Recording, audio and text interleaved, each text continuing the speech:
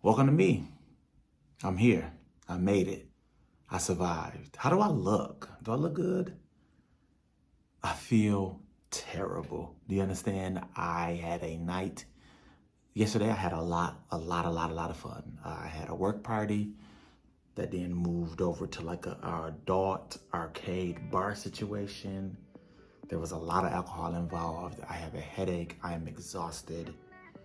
But nonetheless, welcome to me. I'm here to bring you a video, a Vlogmas.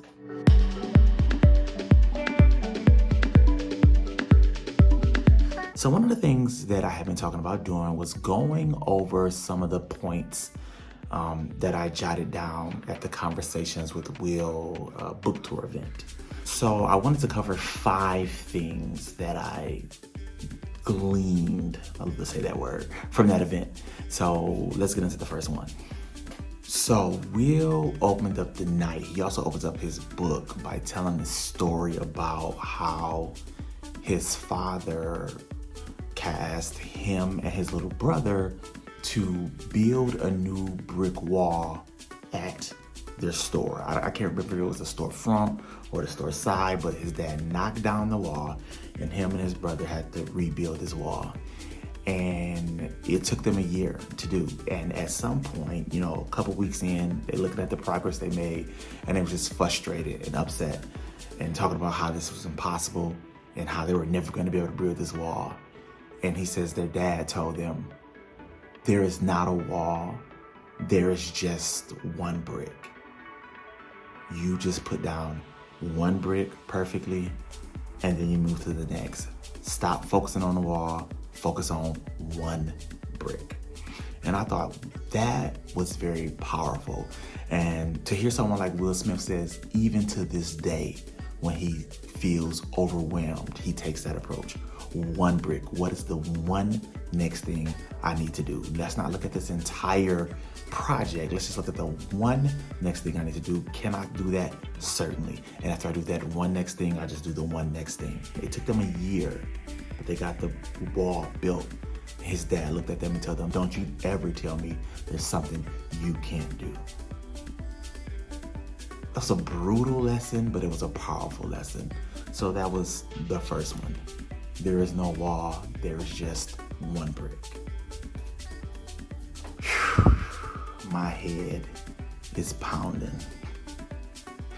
And it's hard for me to drink. I haven't felt like this in a very long time, but let's keep the video going. Let's keep it upbeat.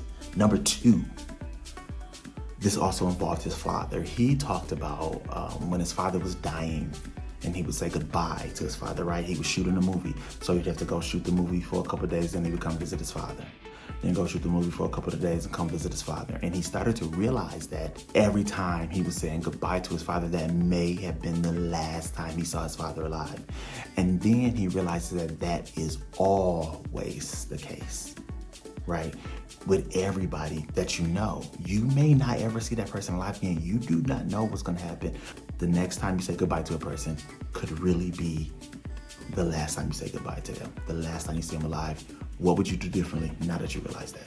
And even with your hello, you can be intentional. Hello, again, is really great to see you alive again. I think maybe one of the reasons you get a headache is because you're dehydrated, so I'm trying to drink a lot of water. But we back. Point number 3. Tiffany actually talked about this when we did the quick review in the vlog, right? She said her favorite thing is that when he said luck is when preparation meets opportunity, right? And what I really, really loved about that point personally is I think celebrities get a bad rap sometimes, right? Whether it's an actor or a pop star or whoever, right? We look at them and like they get to do what they love for a living and they get to make a ton of money. How lucky are they, right?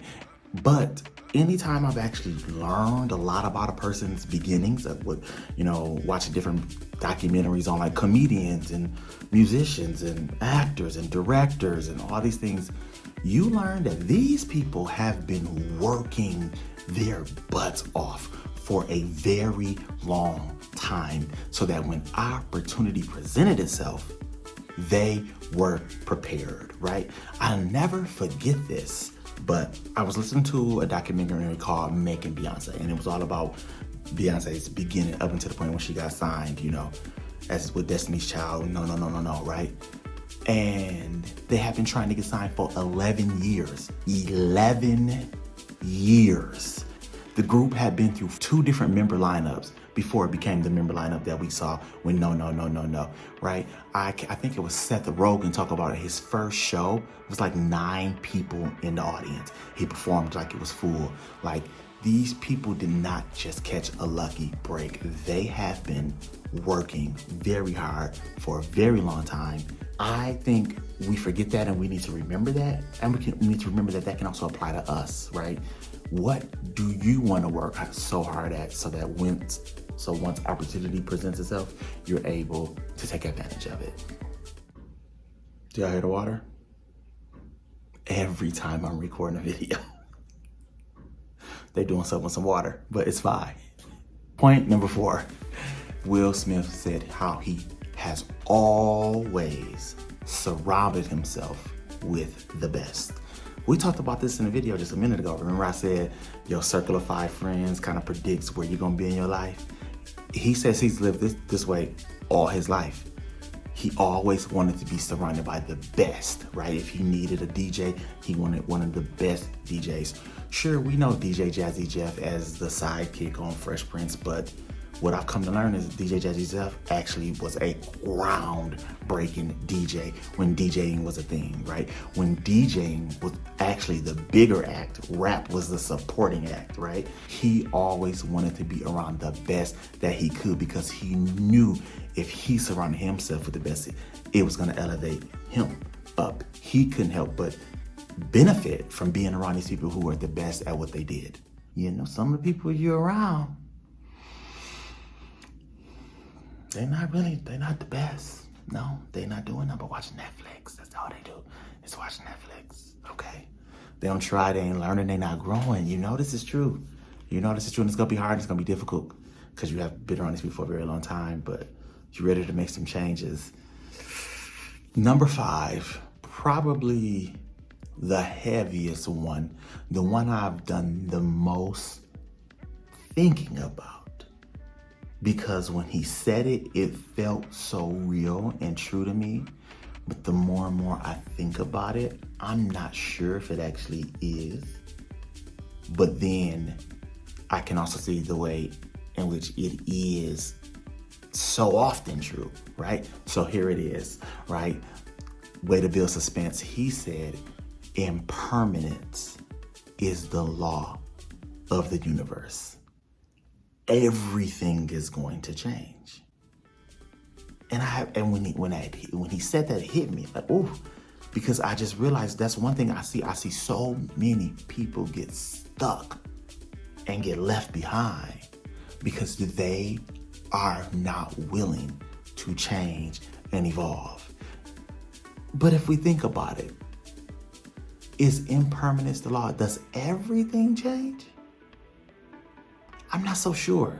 I'm not so sure it does, but I can tell you 99% of the things around you certainly change.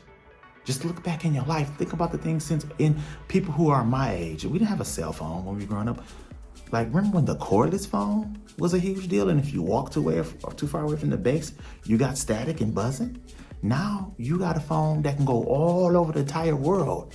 We have electric cars now. We have cars that can drive themselves. You make your own food at McDonald's pretty much at this point. And you don't have to even talk to nobody to order it. They got a screen. You can just push buttons. I mean, I'm saying silly things here, but you get what I'm saying? Like, everything around us is always changing. And so many of us almost refuse. We are like anti-change. We don't want to do anything differently.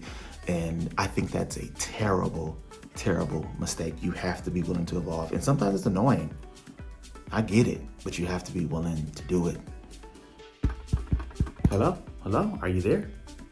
Listen, I just wanted to point this out. Now that I finished the book, this one right here, Will Smith's book, I realized it's not just about being willing to adapt and willing to change. It's about being prepared, knowing that it's coming, and being ready to do what's next. He talked about even when he was doing music, he knew That wasn't gonna last forever. Okay, so what is the next thing I can do? Acting. Okay, I had 9 #1 movies in a row. But once my fame falls off from a movie, what will be the next thing I'm gonna do? And that's the space he's in now, sharing what he's learned, right? So keep that in mind. It's not just about accepting the change and being willing to change, but being prepared, looking ahead and deciding what will I do next. Back to the video. That's it. That's the top 5 that I got from our conversation with Will Smith. I want you to remember that your worth is undeniable. Live life, live now with passion and purpose. Leave a comment, press the like button, and subscribe if you're new here. And let's grow together. I love y'all. Thank you for watching. I'm gonna edit this video and probably go get into bed because my head hurts.